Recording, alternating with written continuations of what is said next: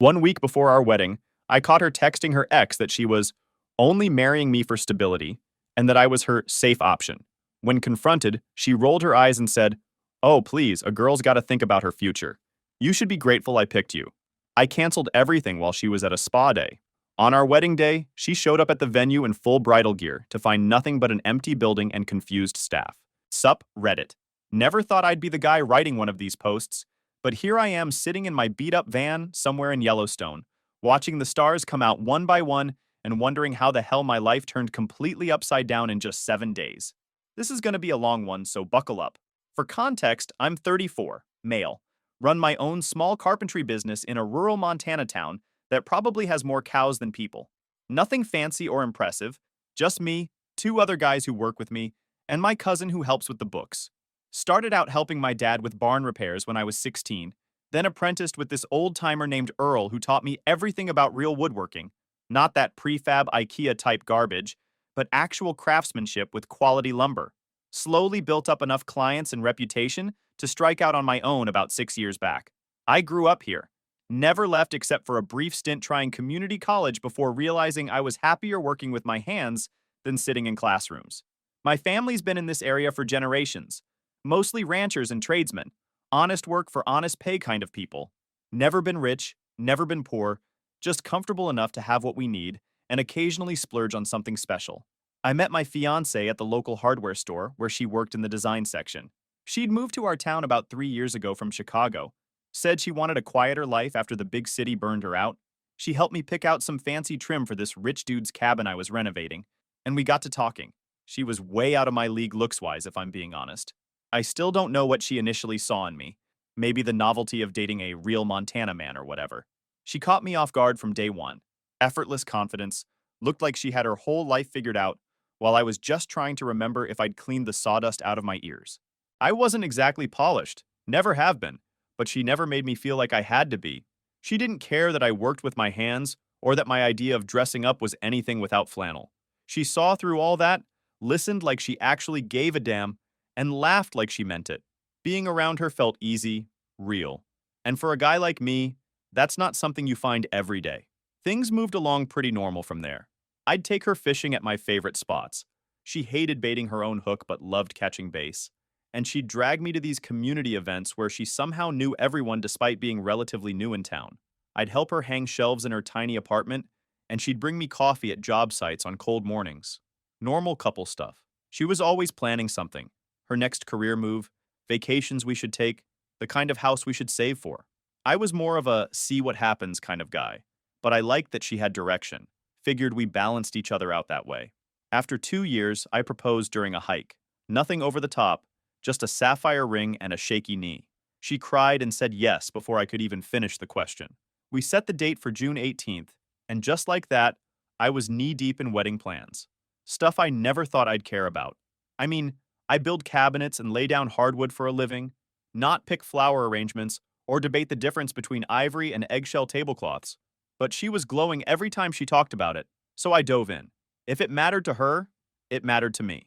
I started showing up to every vendor meeting, asking the questions she forgot to ask, double-checking the contracts, carrying a notebook like some kind of wedding project manager. I even started surprising her with coffee before appointments and flowers, just because I liked the way her face lit up when she saw them. Sunflowers were her favorite. We ended up booking this rustic lakeside lodge about an hour out of town. Not five-star or anything, but it had charm. Big timber beams, wraparound porch, and a dock stretching out over the lake where we'd say our vows at sunset. She called it her dream wedding, and I believed her.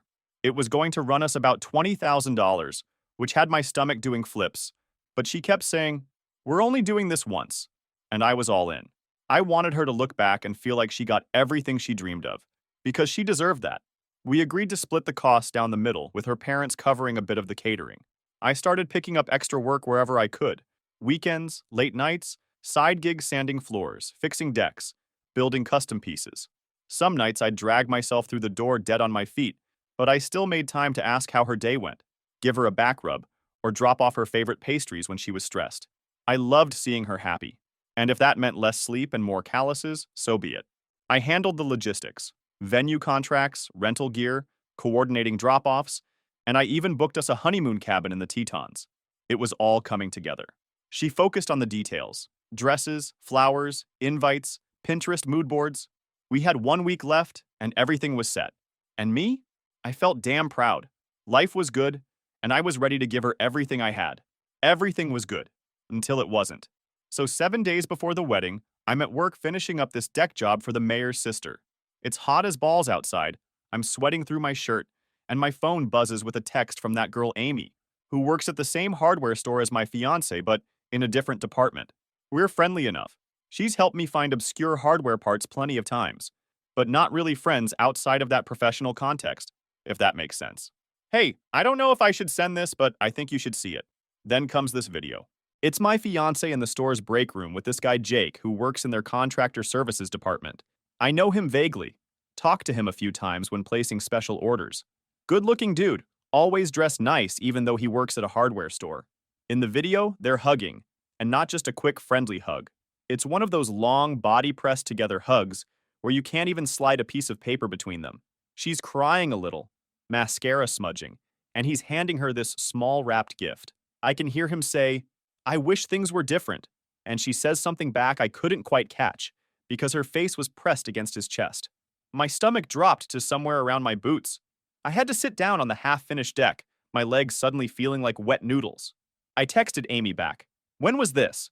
Yesterday afternoon. Look, I'm not trying to start shit, but something feels off. I asked why she was sending it to me. That Amy girl was all in it. She's been nasty to me ever since I got promoted over her. But that's not why I'm showing you. My sister's ex did the same thing to her.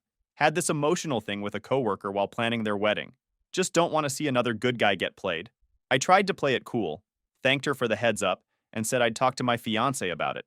But inside I was freaking the hell out. 7 days before our wedding and she's having teary goodbye moments with some dude from work? I couldn't focus for the rest of the day, nearly hammered my thumb twice, and had to redo a section of railing because I installed it crooked. I kept thinking maybe it's not what it seems like. Maybe that Amy is just taking her pity revenge shit out of a girl's office drama. But it's a video, and it doesn't seem normal at all. When she got home that night, I casually mentioned that Amy from work had texted me. Just wanted to see her reaction. What did she want? The tone was instant venom, like she'd bit into something rotten. Just asked about some lumber for her boyfriend's project. You guys don't get along? She's just jealous of everyone. Thinks she knows everything since she got that promotion. I nodded, then waited a beat before saying, "So, how was work today? Anything interesting happen?" "Same old boring stuff," she said, not looking up from her phone. She was scrolling through Instagram with that glazed look people get when they're not really seeing what's on the screen. I decided to push just a little. "Didn't you mention that guy Jake was leaving or something?" She froze for just a second. Just a tiny hitch in her scrolling, but I caught it. "Oh yeah, he's transferring to the billing store. There was a little goodbye thing for him in the break room." "That's nice. You guys were friends?" "Just work friends. He's been helpful with some of the contractor accounts." She suddenly got up from the couch we were sitting on. "I'm going to take a shower before dinner." And that's when I knew something was up. She never showers before dinner. Always after, because she says she feels gross from cooking. Next morning, she dipped out earlier than usual, mumbled something about an early meeting, kissed my cheek, and bolted before I'd even hit the coffee maker. She left her iPad charging on the desk. We had each other's passwords, open book, and all that total BS, so I checked it. Call it instinct. And turns out no secrets only worked one way.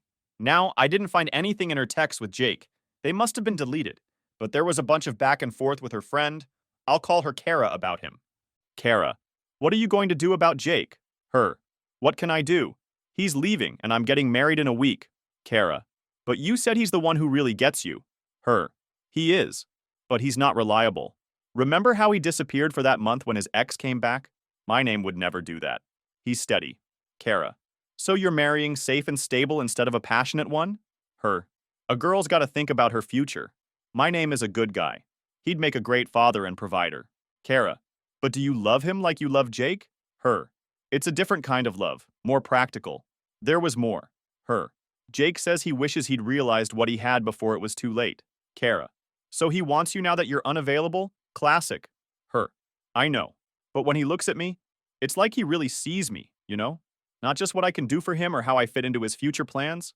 Kara, and your name doesn't see you that way? Her, he loves the idea of me. The pretty fiance who'll give him cute babies and make his house a home. I'm not sure he knows the real me. Kara, The real you that's still hung up on Jake? Her. I'm trying not to be.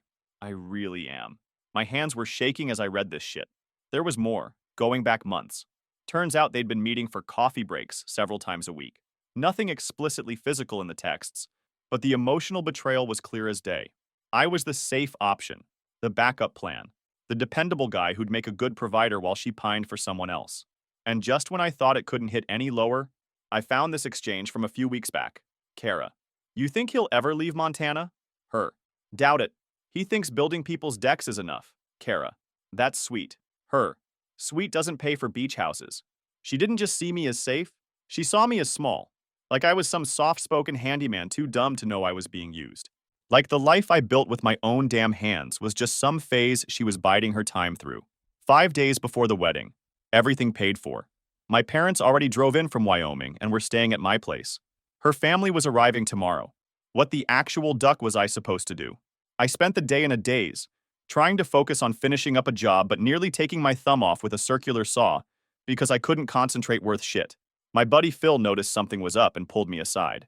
Dude, what's going on with you today? You're a mess. I ended up showing him the texts.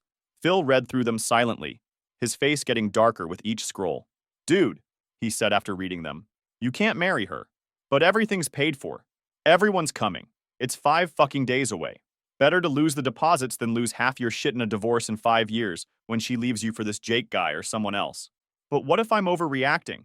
Maybe it's just pre-wedding jitters or something. Phil looked at me like I'd grown a second head. Read those texts again, man.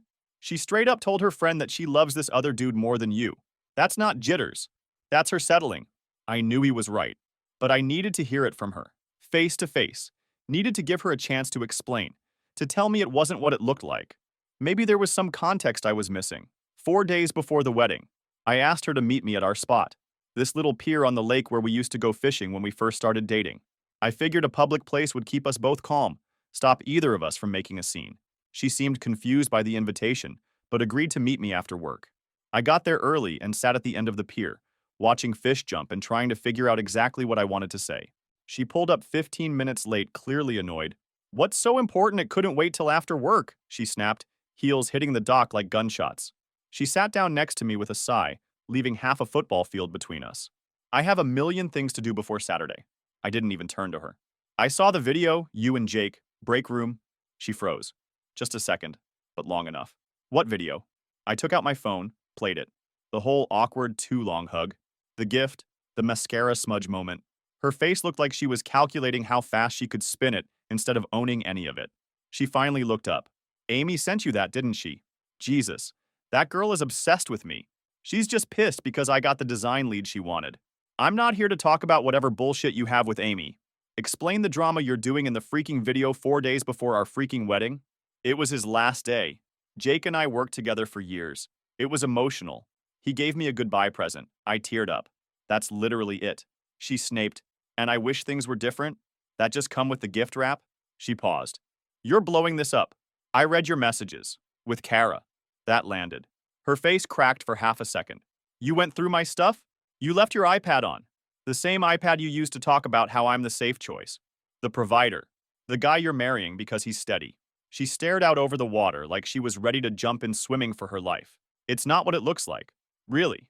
Because it looks like you're marrying me while emotionally orbiting someone else. I do care about you, she said. You're kind, reliable. You're the type women wish they ended up with. But I'm not Jake. She sighed. Jake's chaos. Your stability. You're the one who'd actually show up. He wouldn't even know how to build a life. You do. Look, I'm not building a life with someone who's looking backward the whole time. Her tone shifted. Sharper now. You're seriously doing this? 4 days before the wedding? We've paid for everything. Guests are already on their way. My dress is at the tailor. The venue, the catering, the music. It's all lined up. You don't get to just back out. I turned to face her. I do when the woman I'm marrying says I'm plan B with a toolbox. She scoffed. You think marriages survive on butterflies? No. They survive on teamwork, compromise, and picking someone who won't vanish the minute things get hard. That's what I picked. That's what you are. I shook my head. You picked a fallback. A guy who wouldn't question you. You thought I'd just smile, nod, and pay the bills while you mourned some loser in secret. That's not fair, she snapped. I've been stressed, okay? It's a big decision. But I chose you. I said yes. You said yes to security, not love. I said, oh my God, Jake, you're being impossible right now. Dead silence. She didn't catch it at first, but I did. Last thing to expect is your bride calling you using other dude's name before your wedding. My jaw clenched. What did you just call me? Her mouth dropped open. Wait, I meant, no, you didn't. I stood, slow and steady. You just said everything you didn't mean to say. Look, please, we can fix this. I made a mistake. I panicked. But we can still go through with it and figure things out after. I'm not signing up for a lifetime of being someone's insurance policy. The wedding's off. You don't get to just say that like it's nothing, she yelled, standing too. People are coming. Your family already flew in. What am I supposed to tell everyone? Tell them the truth, I said, voice calm as ever. You called your fiancé Jake 4 days before the wedding. If that doesn't explain it, I don't know what does.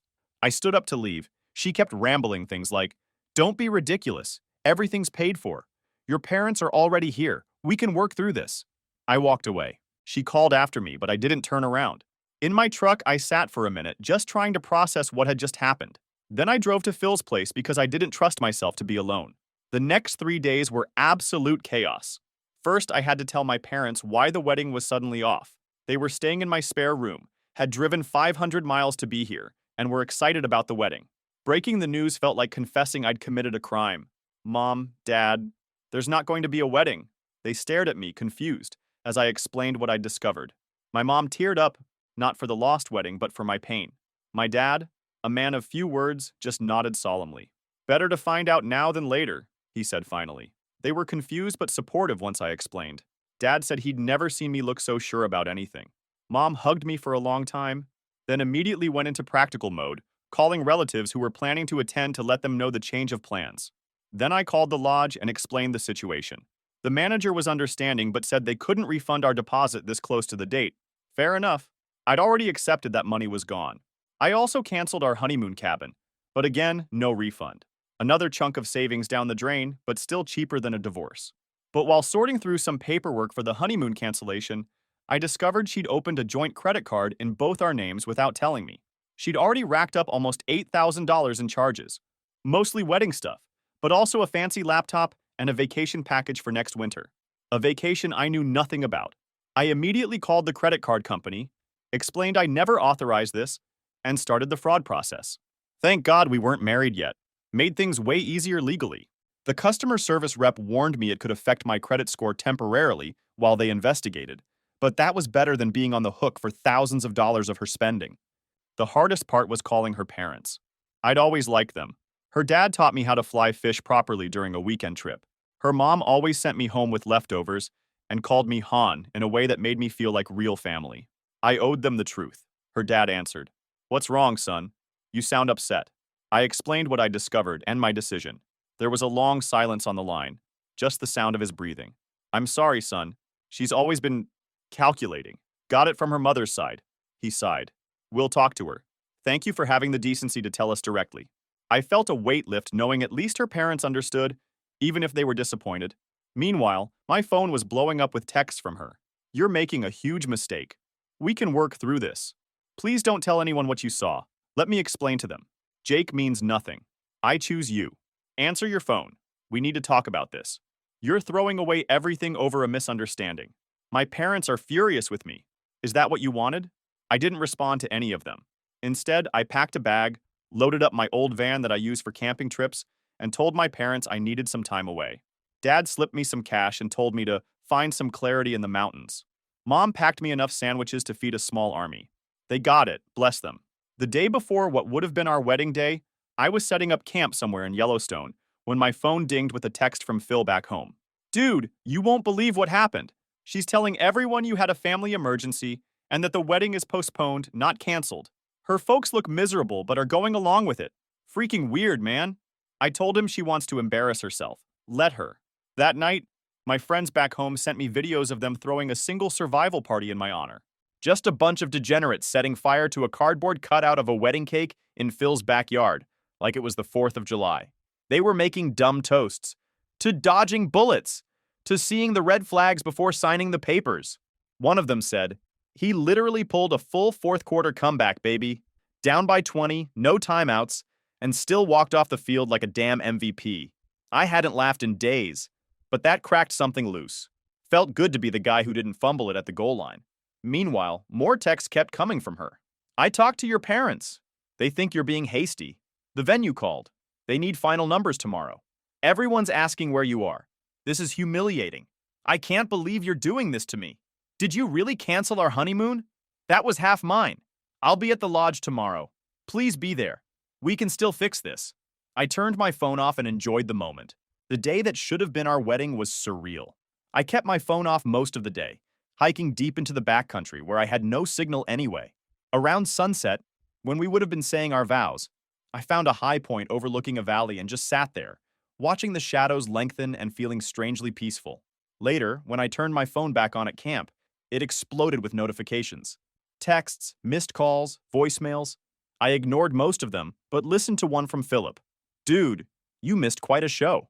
She actually showed up at the lodge in her dress, alone. Told the small group of guests that you had a family emergency, but that you guys would reschedule soon. Her parents stood there looking like they were at a funeral, not a wedding. Her dad ended up having to cover all the venue deposits and apologize to everyone who showed up. She kept it up all day, taking photos by the lake, fake smiling through conversations. Jake didn't show, of course. I stayed just long enough to confirm it was as awkward as it sounds, then bailed. Call me when you can. I didn't call anyone that night, just sat by my campfire, processing everything. Over the next few days, more details trickled in. According to Phil, who heard it from his girlfriend who worked with my ex's cousin, small town, remember, Jake had taken the transfer to Billings a week early to avoid the whole mess. Smart move on his part. About 2 weeks later, her maid of honor, Sophie, who I'd always liked, reached out to me.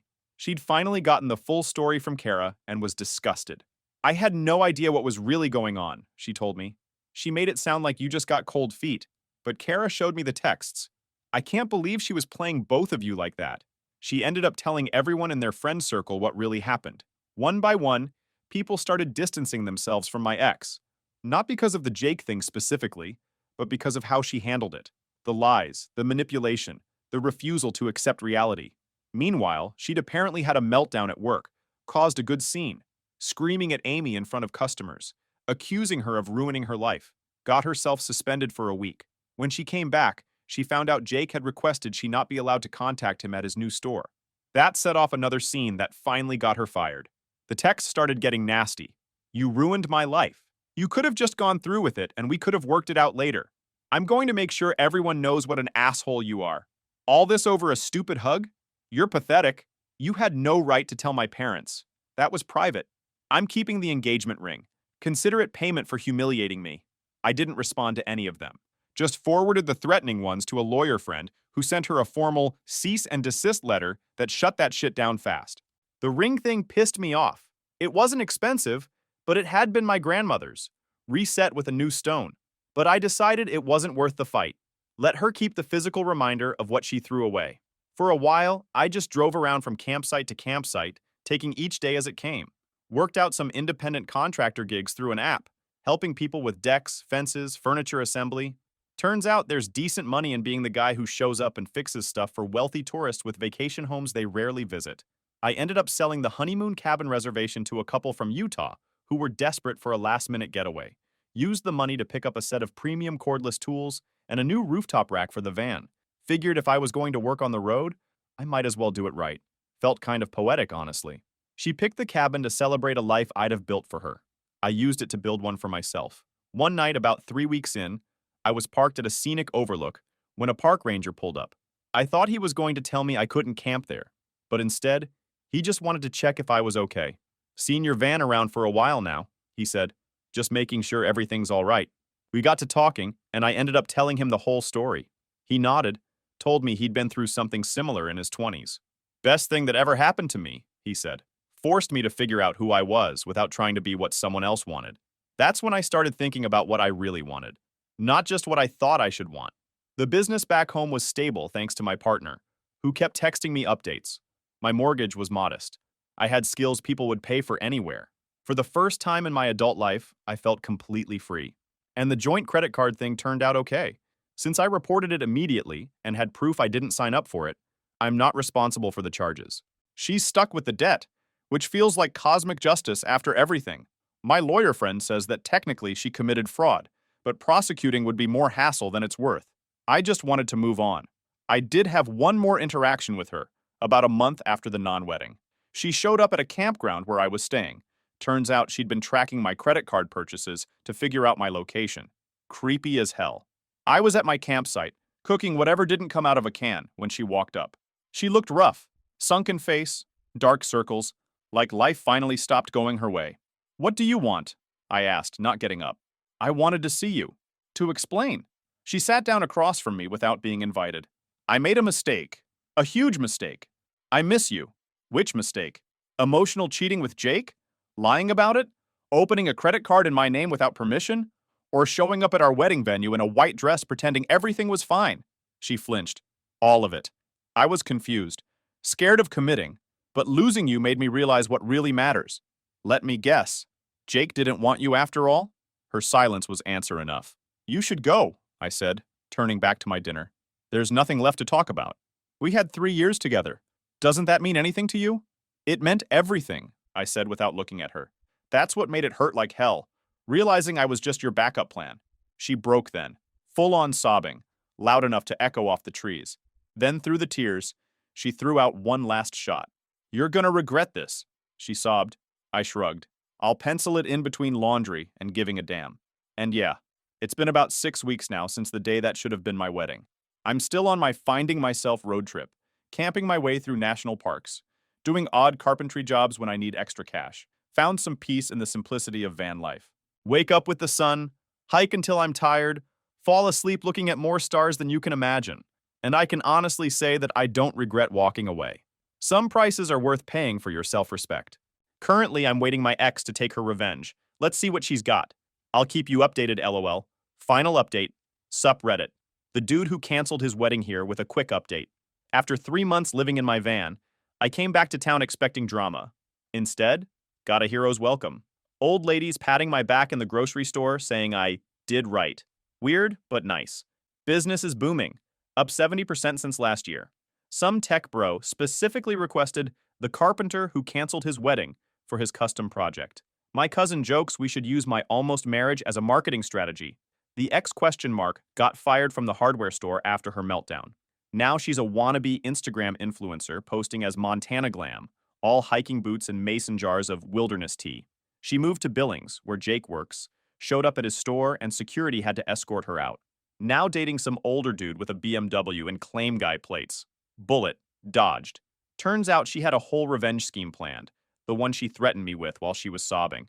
2 weeks after I got back to town, my biggest client called saying someone sent them proof. I was using cheap materials and overcharging. The proof was doctored photos of completely different projects.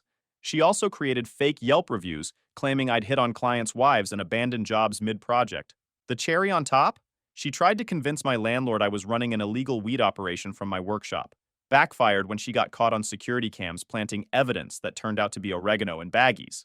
Real criminal mastermind. The plot twist nobody saw coming? I'm dating Sophie now. Yeah, my ex's former maid of honor. After she found out what really happened, she texted to apologize for believing my ex's bullshit. We met for coffee, which turned into dinner, which turned into me teaching her how to fly fish. One thing led to another. And now we've been together 4 months. She says she always thought I was too good for her friend, but never said anything. My ex went nuclear when she found out, showing up at Sophie's workplace screaming about girl code, rich coming from someone who was emotionally cheating the whole time. Ex's dad returned my grandmother's ring. Found it in her drawer, he said. We grabbed beers after. Some people don't change, he told me. They just get better at hiding who they really are. Credit card fraud? Company cleared my name and pressed charges. She got fined and community service. Scooping dog shit at the shelter where my mom volunteers. Karma's a bitch. Learned that sometimes the life you think you want isn't what'll make you happy. My business is thriving, I'm building furniture for myself, and I wake up every day grateful I didn't settle for being someone's backup plan. Trust your gut, fellas. And when someone thinks you're their plan B, make sure you're not even in the fucking playbook.